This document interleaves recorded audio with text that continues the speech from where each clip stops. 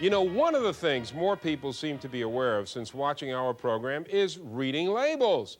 And from the many labels sent to us, it's obvious that sometimes what it says on the outside of the package ain't necessarily so. Walter Stevens of Phoenix, Arizona, sent me a package of unsweetened Kool-Aid. But when you look at the ingredients you find, guess what? Sugar. Walter asks, do you think that's cool? 11-year-old Todd Curtis of Los Angeles was amazed to find that one of his favorite treats, Lemon Ice Juicy, has no lemon in it, not even a squeeze.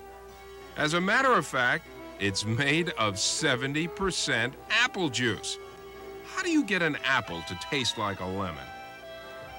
Tammy Pendergast of Sacramento, California questions extra strength Midol. She found the ingredients in extra strength were exactly the same as regular strength. Aspirin, cinnamodrine hydrochloride, caffeine, all in the same amounts. Is this just a sales gimmick? Sandra Isaac of Farmington, Minnesota is really perplexed. She bought a box of Pillsbury Streusel Swirl Dutch Apple Cake Mix. On the outside of the box, it says to store loosely covered. But when she read the instructions on the packet on the inside, it said to store tightly covered. Well, what is it? Loosely or tightly? When Virginia Montgomery of Chicago looked at the label for real lemon, she found it real confusing. Is real lemon really made from lime? Virginia wants to know if she can really believe that label. Here's one I found myself while looking at the shelves for a can of Raid. What's this? A blank? Could this be for people who want to sneak up on those pesky little bugs? And finally, this label from Mrs. Ed Powers, who lives in Salinas, California. She is allergic to scented hairspray and bought several different unscented brands. But checking the ingredients on the label, she found they all contain fragrance. According to the dictionary, fragrance and scent are the same. It's obvious something smells here. Confusing? Well, the answers may be just as confusing. The mix-up with the Pillsbury Streusel cake, the real lemon, and the Raid bug killer labels are easy to explain. They were simply printing errors and sloppy quality control. They all got by because someone didn't notice it at the company that manufactured it. You store the streusel cake loosely, as shown on the outside of the box. Real lemon is made with real lemon, and the bug killers do come with labels, most of the time. But sugar in unsweetened Kool-Aid?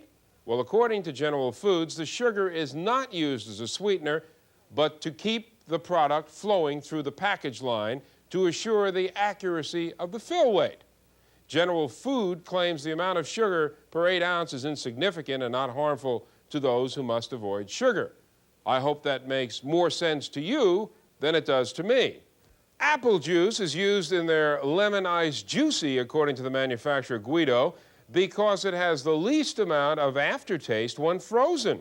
The lemon flavor is listed in the ingredients under all natural flavors. They use lemon pulp in order to achieve the lemon taste.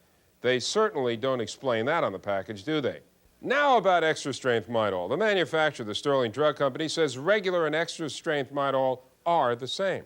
They claim their product has always been extra strength. Both the Food and Drug Administration and the Federal Trade Commission say there are no regulations for calling a product extra strength. Extra strength might only mean buy me for extra sales.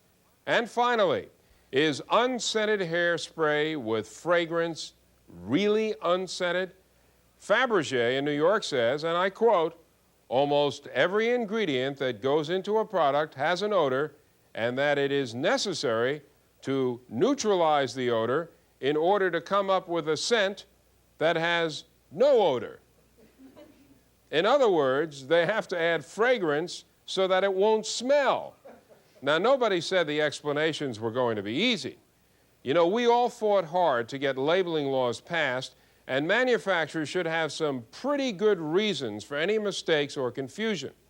Reading labels and reporting mistakes is an important way to keep manufacturers on their toes. If you find any labels you think are confusing, send them to me. And if we use them on the program, we'll send you a Fight Back t-shirt.